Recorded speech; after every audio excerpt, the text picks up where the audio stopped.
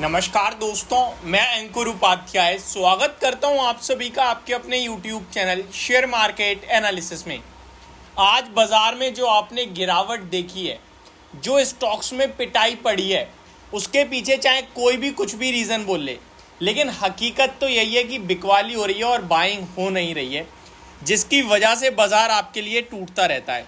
अब मैं आज का भी डेटा अगर आपके साथ डिस्कस करूं तो 3668 करोड़ की सेलिंग एफआईआईज ने कैश मार्केट में करी है। 3668 करोड़ की छोटी मोटी सेलिंग नहीं है भाई।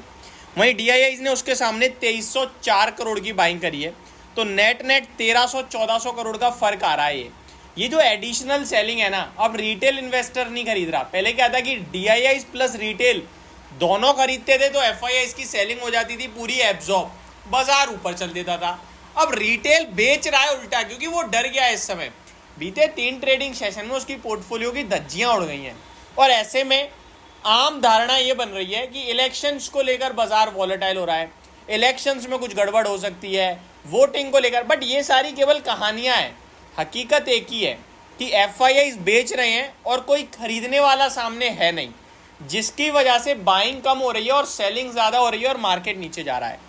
बट ये कब तक है? जिस दिन तेजी वापस आई सब लोग बुल हो जाएंगे, सब मार्केट में रैली करने के लिए तैयार हैं और फिर बाइंग बन जाएगी। तो ये जो गिरावट है, ऐसा नहीं है कि आपके लिए लॉन्ग लास्टिंग है, यानी कि टिकाऊ है। ये कभी भी फिजल आउट हो सकती है। ये क्लियर कट मेरी तरफ से तो मेरी राय है। अब बहुत सारे कंपनीज के नंबर्स आते हुए दिखे एक एक करके। पहले तो आपको सिंपल लैंग्वेज में केवल नाम बताना चाहूँगा। United breweries, KEC international, Pidilite industries, delta corp, orient bell, MFSL, Voltas, policy Bazaar, JSW energy, credit access Grameen, Indraprastha gas यानी IGL, Chambal fertiliser, sonata software, latent view analytics, ये सारे स्टॉक हैं। Navin fluorine, doctor Reddy lab, IRB infra, SRF के तो मैं ऑलरेडी डिस्कस कर चुका हूँ।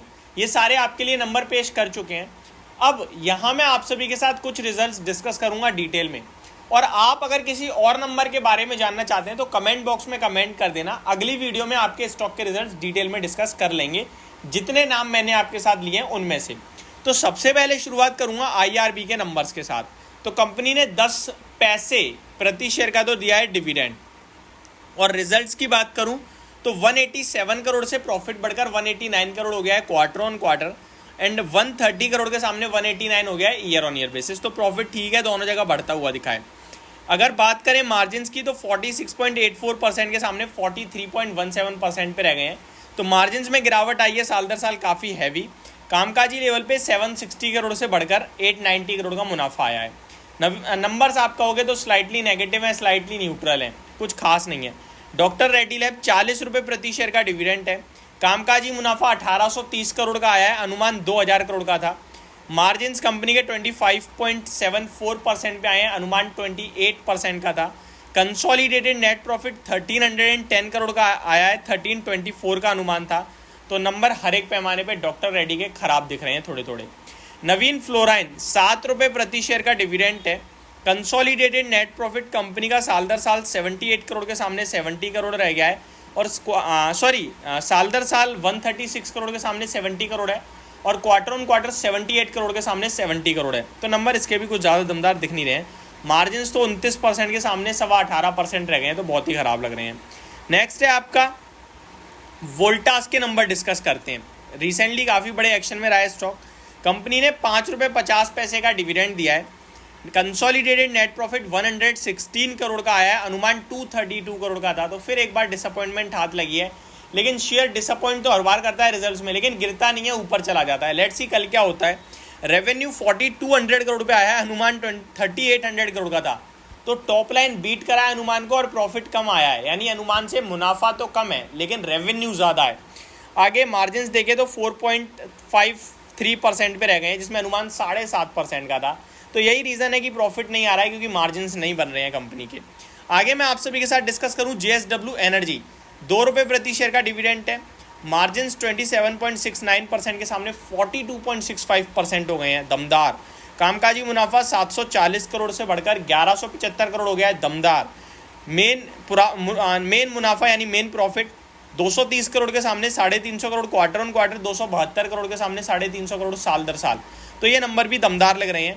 IGL 14.24% के मार्जिन, 13.18% पे, 5 रुपये का डिविडेंड।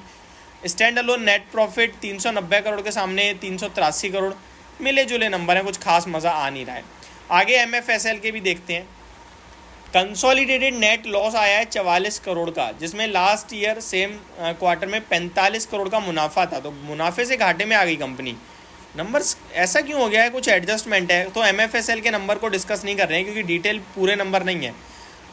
ओरिएंट बेल 6.5% के मार्जिन 5.65% पे रह गए हैं। कामकाजी मुनाफा कंपनी का 4.9 करोड़ पे आया है। क्वार्टर ऑन क्वार्टर घाटे से मुनाफे में आ गई है। साल दर साल 6.3 करोड़ के प्रॉफिट के सामने 4.9 करोड़ का मुनाफा है। तो ठीक है नंबर। तो ये कुछ स्टॉक्स थे जिनके रिजल्ट मैंने आपके साथ डिस्कस करे। बचे हुए या तो अगली वीडियो में कवर कर दूंगा अगर आप लोग कहोगे तो, बाकी डिटेल में डिस्कस और चीज़ें तो करेंगे ही करेंगे। तो बने रहिएगा चैनल के साथ। Thank you so much for watching this video. Have a great day guys.